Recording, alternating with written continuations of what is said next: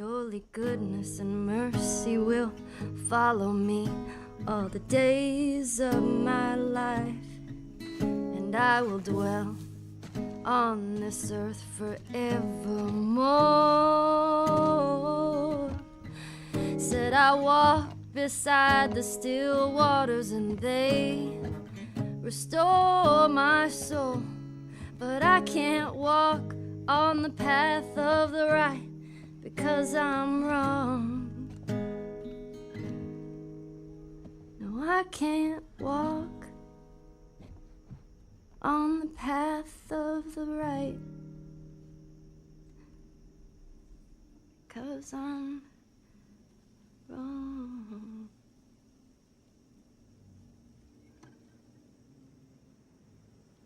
What are you doing, kiddo? You really gonna go through with this?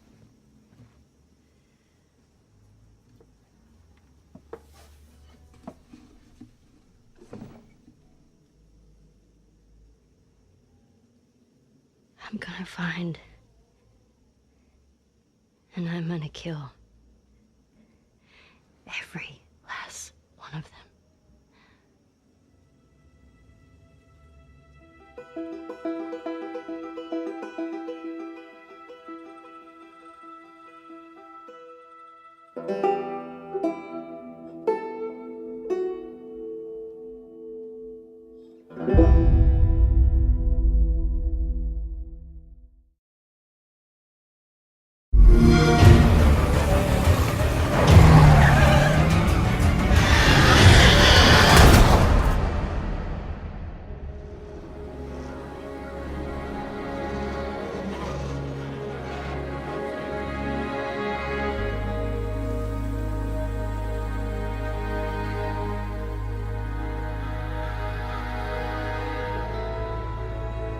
What would you do if the world you knew was gone? All the comforts, the simple pleasures you took for granted. How would you protect yourself and the ones you love when the protectors can't even save themselves?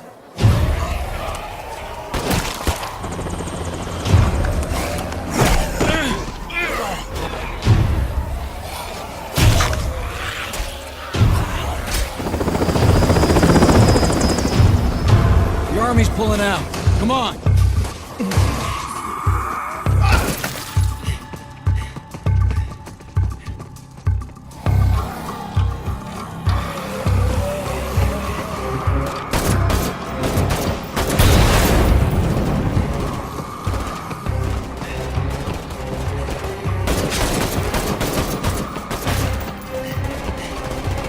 Last truck. Get in.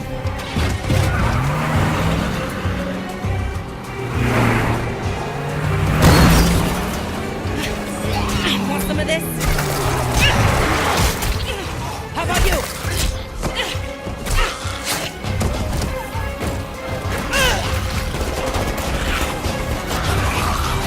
How will you decide who belongs?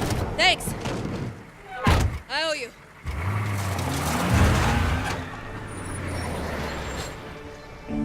How will you choose a place to call home?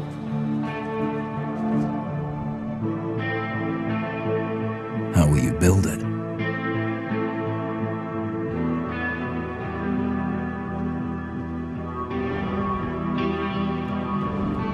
Work together to defend it from the terror just outside the walls.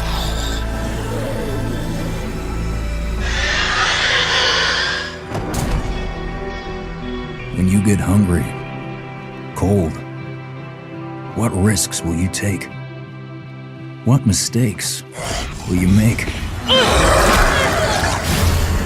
When the only family you've got is about to tear itself apart, will you end a life? Wait. Or save it?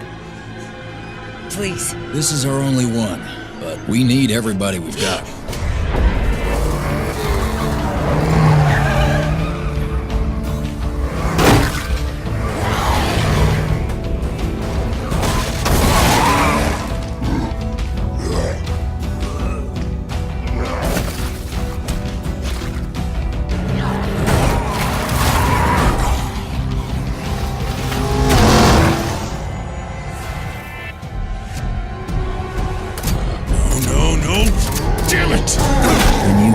too deep and realize no one gets a second chance.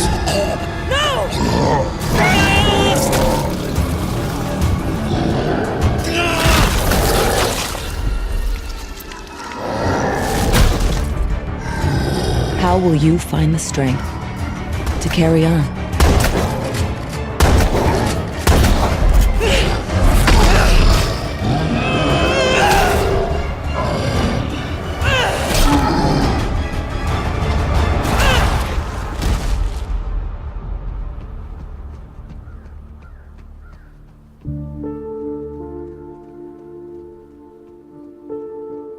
In this world of the living and the dead,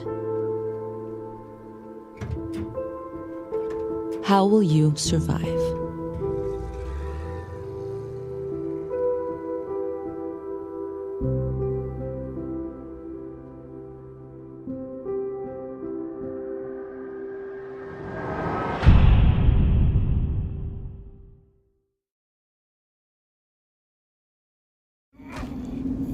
Hi, my name is David Goldfarb, and this is Project White. Project White is set in an alternate history of the early Viking era. This is the Dark Ages, and in this history, humans share the world with the last remnants of a forgotten species of intelligent creatures. Now, what's unique about our game is that you see the world through the eyes of these creatures. And at the moment, we have the point of view of a young creature, basically a child as it's searching for its parents. As you can see, these creatures move on all fours. Young creatures are good at sneaking, climbing, and jumping. This is a cruel world, and humans have almost eradicated your kind entirely. Here we can see two of them hacking away at the body of your father, probably to take a trophy. They've spotted us. We need to get away. And while a child, you can easily be killed, even by the weakest humans.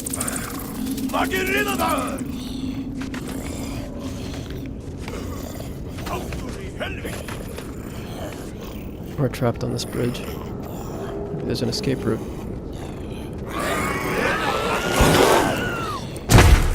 Okay, I think we're safe. As you move around the caves and tunnels that these creatures inhabit, you'll see what humans have done to your kind over the years. Sneak to safety. Now, one of the things about being a young creature is that you can crawl into spaces that no human could follow.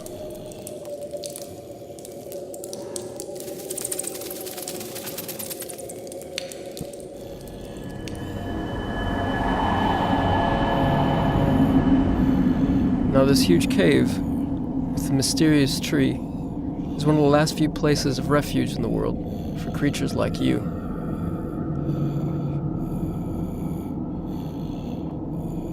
So that's the world through the eyes of a young creature, running away from even the weakest human.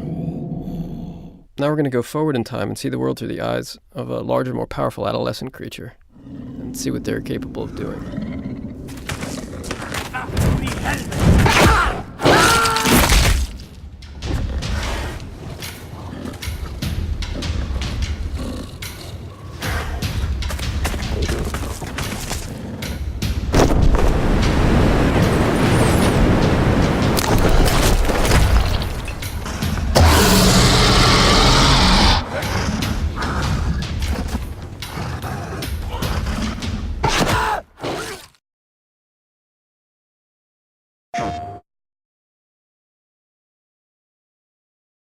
Hello, I'm John Garvin, the writer and director, and I'm here with... Sam Witwer. I play Deacon St. John in Days Gone.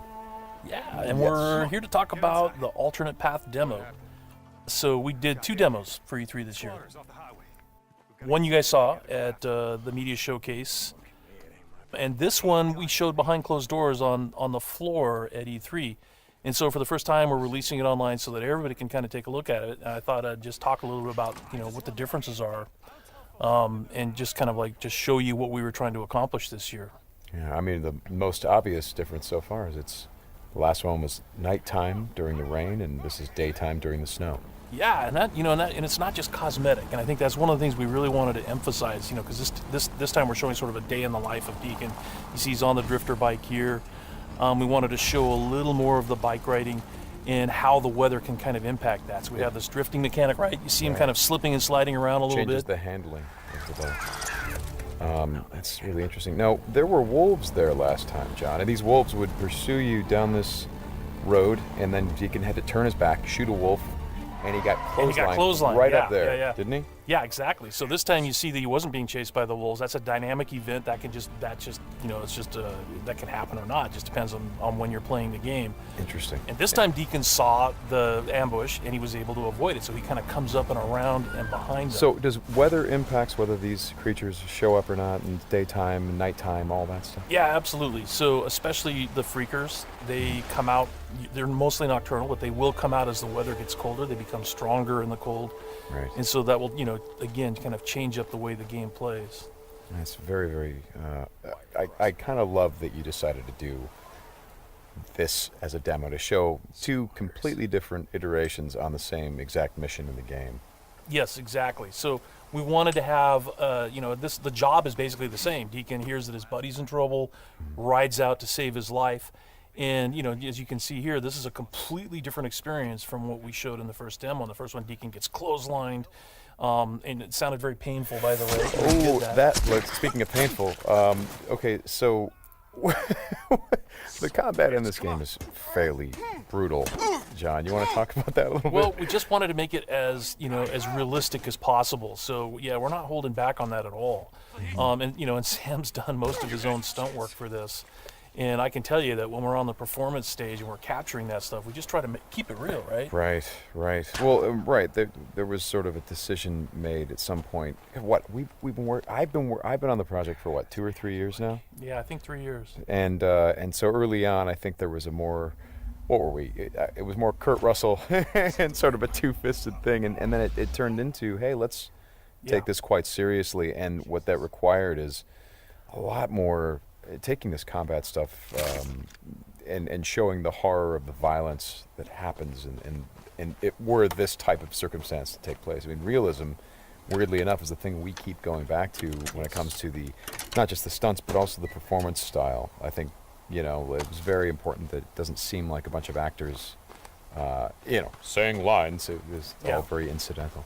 And we wanted the world to sort of reflect that as well. So you saw there that, Deacon broke into that emergency vehicle and found some supplies. So this is what we're calling our survival vision. So you saw that earlier when he was looking at Manny's bike on the ground. Mm-hmm. And it's just kind of a way of seeing tracks in the world and sort of imagining what might have happened. Mm-hmm. And here I just wanted to point out that you're seeing in this part of the demo that there are freakers there. There weren't there before because it wasn't snowing. It was, and it was getting lighter out. It wasn't getting darker like it is. And so, it changes up the way you can play through the level. And what is this? We call this the meat wall. The meat wall. Yeah, and it's not just there, to make the guys who put them up to seem evil. They're there for a purpose because, again, freakers are living creatures. They eat. That's their primary thing. They want to eat. And so you hang these dead freakers up, and any freaker, rather than coming into their camp like you see here, they would actually stop and snack. Yeah, exactly. Yeah. And then the same thing with this freaker that they've hung upside down. Mm-hmm. There's a bear trap underneath it, and they use that because a freaker will come, be attracted to the meat, and then hit that trap. Interesting. Another thing you just saw, by the way, is that tin can. The tin can trap that you that's an alarm that the Marauders will put up, and this is again some of the things that Marauder camps just do. And you find these Marauder camps throughout the world. You'll find traps like that, and then if you're careful and you're paying attention, you can avoid them. Because in the first demo, Deacon didn't avoid it, and he set off that alarm. Right. Now this is the same tactic that he used last time. Throws the rock to get someone to lure him over and have him step in the bear trap. But this one plays out a little bit differently than last time. One of the things that struck me, and we've talked about this obviously as we've shot, but there's an effort of the other Marauders to get this guy to shut up, and he won't. Yeah, and so in the first demo, Deacon's heading on down the trail, and you can hear that happening behind him. Right. And this time we're showing what happened. So, he's watching everybody react to this poor guy trapped in the in that bear trap, and she just is like, shut up, and then just loses it and shoots the guy. Right. And of course, in the meantime, Deacon is crafting a Molotov and just takes them all out. Right. Oh boy, that's good. Ow. So again, it's like in the previous demo, Deacon would have gone off to the trail down to the right. This time he's going to head this way. He follows the tracks, and comes under Now- a sniper attack. Now, let me ask you something about the survival. Okay, there's a sniper attack coming, but the survival vision is, if you don't, say, upgrade your survival vision, can you miss clues? I mean, are there things that you would get if you upgraded your survival vision Yes. that would help you complete the mission better? Exactly. And you have to, we have a whole skill tree, and it's all tied to the experience that you can earn as you're just playing through the game, and then you can upgrade those things. What's happening here? We got a freaker tied to a tree. Yeah, so this is another type of trap that Marauders will set. They will set, they will basically chain freakers to the perimeter of their camps, and they use them as kind of an alarm system. And then that, you saw that Marauder there. He was just tormenting the poor freaker, and then so Deacon kind of takes advantage of that. Well, and you think for a moment that Deacon is the guy, he's sort of helping the freaker by, getting the guy that taunted him. Is like, no, and then he's going to take the freaker out right afterward. Exactly. And this is a bit of silent sniping using the crossbow. Yeah, so this whole sequence at the end plays out very differently. In the first demo, you saw Deacon use a swarm. He weaponized a swarm, lured them into the camp, and then they kind of did the work for him. There's no swarm in this run-through. Right. So the player really has to go in and use what we're calling our strategic sandbox combat, and that's just, stealth mechanics and setting and using traps. Whole arsenal of weapons. You see there's a variety of weapons that Deacon's going to use through this, including the crossbow. He crafts his own bolts. And he's got to figure out how to get up to Manny, just using his combat skills instead of doing it strategically. So straighten me out. Those bonfires, were those there in the previous demo? No, they weren't. Right. So that's another big difference. Is that if you come here during the day, it's like in the media showcase demo, there was like kind of a fight club thing going on. Right. They were punching each other, and everybody was just sort of getting into it. Nobody's really paying attention to what's going on. Yeah. And now it's getting dark and it's cold out. So they've built these bonfires. So. And again, it's not just a cosmetic change in the way the... Well, it's cold, right? Yeah, it's because it's cold. They have to build some... So it changes the way the Marauders behave in the level. Mm-hmm. Well, that's very... Again, this is part of the reason why I love that you did this as a demo, because the behavior of all of these things, not just the freakers, but the Marauders, everything, there's a logic to it. You can track why they're doing the things that they're doing. And you can use it to your advantage in the gameplay. That's kind of what I like about this so much. And that's really what we wanted to showcase this year, is that it's an open world game, and everything you see around here. And again, we're only playing this two different ways. You saw that waterfall way up there off in the distance. There's a bridge that goes in front of that. If you had a sniper rifle and enough ammunition, you could have driven your bike all the way up there. There's trails that go all the way up there. And you could have used your sniper rifle to take out this entire camp, because it would have taken them a while to figure out where the shots were coming from and to get to you. So, that's a different way to play it. There's another way to play it, by the way, where you could have just stealthed in through the entire camp if you had the skills to do it. And you could have just taken everybody out silently, or almost everybody.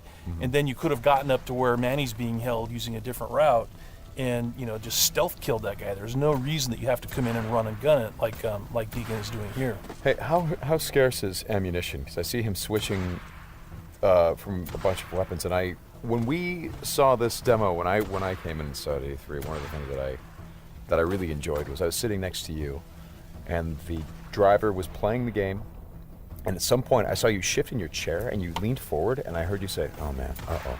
And I'm like, whoa, what's going on? He's like, he's going to get killed. I'm like, whoa, oh. And I leaned forward. I was like, oh, I guess there's some real danger. And one of the things was that he was running out of ammunition. And he was trying to go pick up ammo from the dead he was looking for Marauders. Ammo, But he was under fire. So when we were at E3, we had a whole team with us, and everybody played it slightly differently. So it just shows you that it's not scripted at all. Yeah. And then this Rager Bear.